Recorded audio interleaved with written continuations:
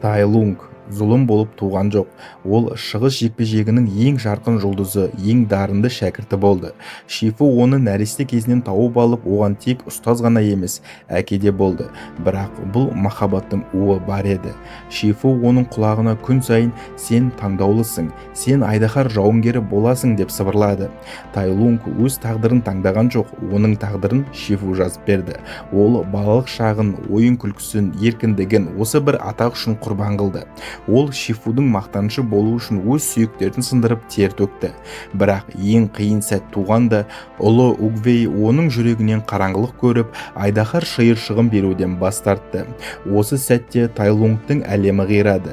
Ол жалт бұрылып, өзінің әкесіндей болған адамға, Шифуға қарады. Ол қорғау күтті.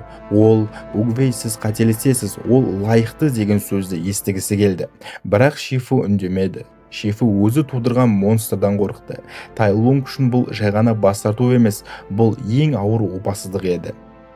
Ол 20 жылын Чоргом түрмесінде өткізді. Күн сайын ол бір ғана сұрақты қойды: «Менің кінәм не?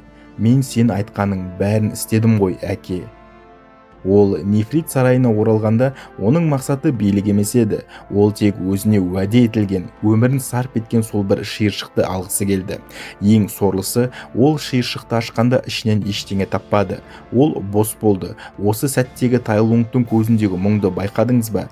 Бұл жеңілген адамның көзі емес, бұл алданған баланың көзі.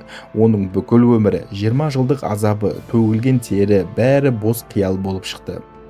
Тайлунг неге дұрыс айтты?